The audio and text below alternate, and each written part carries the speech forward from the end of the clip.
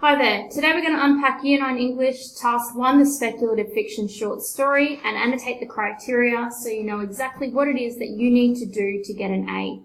So that you understand how this is set up, here we've got your A, B, C, and D standard criteria. We've got a glossary, which we'll be referring to multiple times, and also the annotation. So this is the evidence that your teacher is looking for within your particular assessment item.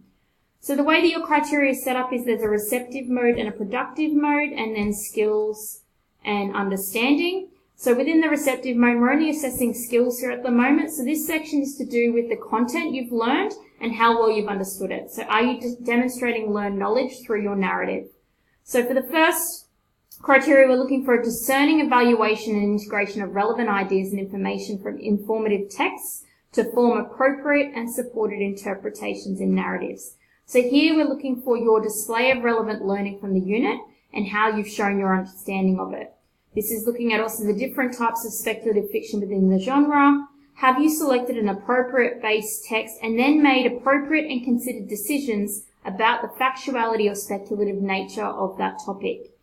We're looking for whether or not you can identify key facts from the information text and can distinguish between fact, fiction, and speculation. So for an A, it's a discerning evaluation, discerning meaning showing good judgment and making thoughtful choices. So it's a discerning evaluation and integration of relevant ideas and information, relevant being applicable and pertinent, the best examples, best ideas from the text, to form appropriate and supported interpretations. So appropriate being fitting, suitable to the context of the task. So for an A, it's an accomplished narrative. So it's the best choices. You've made good judgment in regards to the facts that you have elicited from the information text, and you have integrated them in an appropriate and supported way within your short story. For B, it's an effective, which capably meets the described requirements of relevant ideas for appropriate interpretations. C, there's an evaluation and integration of ideas from that information text, and a D is simply an explanation. So it's important that you understand the difference between explain and evaluate, because that's the difference between a pass and a fail in that particular criteria. If we look into now the productive mode, we're looking at the finished product. So this is, have you incorporated the learned knowledge and techniques in a cohesive piece of assessment which demonstrates a mastery of skills? So for the understanding section, we're looking for a discerning manipulation of language features and images to create innovative text. So here, this is our 5-point narrative structure. Do you have an orientation, complications, series of events, etc., to that point of climax, the highest point, and then a resolution.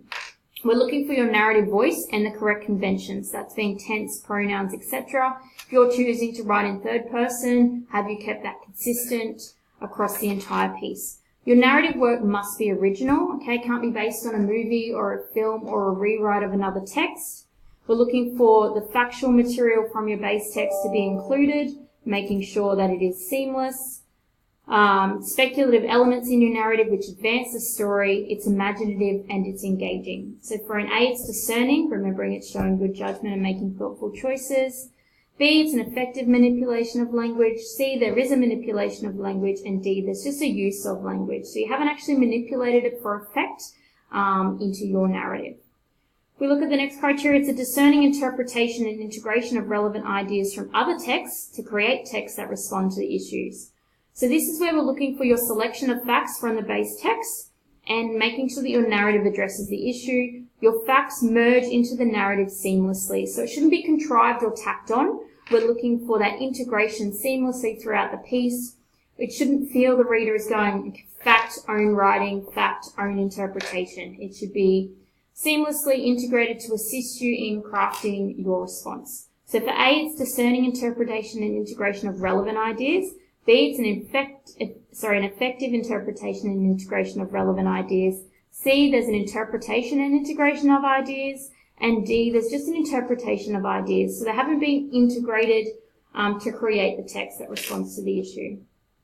If we move further down, we're looking at your discerning selection of features that contribute to the appropriateness of text when editing for effect. This particular criteria has a lot involved in it. So this is where we're looking at your clearly definable plot structure, 5-point narrative structure, as we said. Your use of descriptive language, language features and imagery which adds value. So here we're looking for the element of show, don't tell, making sure that we're not simply just stating this happened and then this happened and then this happened. We are creating, the 5 senses for your reader so that they can really imagine being there with your character and experiencing what the character is experiencing. We're looking for your narrative being within the word limit parameters, so making sure that you do get 10% over. So you need to be effective in ensuring that it's 1 A4 page of a suitable size font, and that your dialogue is minimal. Remember, this is not a script, so if you're looking at too many words in your first draft, have a look at where you've used dialogue. We're also looking at other discernible and well-controlled features of creative writing. So this is your character development, crafting a setting, etc. And your variety of sentence lengths for effect. So remember, short, sharp sentences will create tension and build that across the piece, whereas long, complex sentences might be used for crafting description of setting. And we're also looking at your creative dialogue tags. So there should be minimal, if not no, use of the word said. That dialogue tag should portray the emotion of the character so we know how they're feeling, how they're saying it. That's that middle section. There's lots happening. To get an A, you've discerningly selected those features. For a B, it's an effective selection. D, they're in there, so you've got a competent narrative. Or D, it's partially contributing to the effects. There might be an issue in a D if you haven't got a clear narrative structure. You may not have a resolution or something like that. In regards to plot structure, a resolution doesn't necessarily have to resolve everything for your character, nor does it have to work back in a full cyclic nature back to the start of the story. So you just need to have a resolve to do something, feel something, tie up some loose ends for your character. Lots happening in this criteria. It's a really important one. Make sure that you edit effectively there. Lastly, we're looking at your consistent use of accurate spelling and purposeful use of punctuation.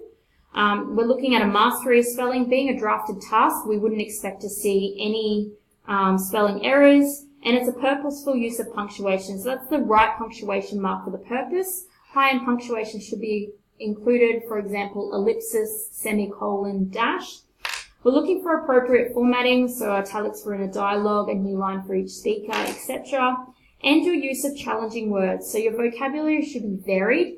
You need to look at word associations, text connectives to create cohesion as well, making sure that you're not using the same phrases over and over and over again. That's not engaging for the reader.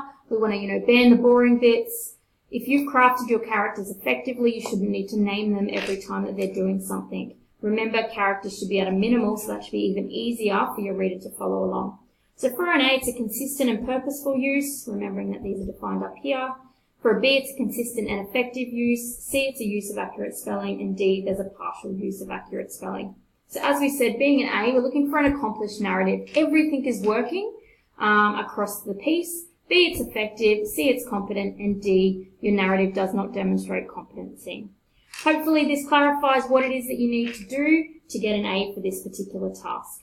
You should be reviewing this criteria video prior to submitting your draft for feedback, and then again prior to submitting your final copy. The onus is on you, as you've got all the skills and tools that you need to successfully complete this task. Good luck, students.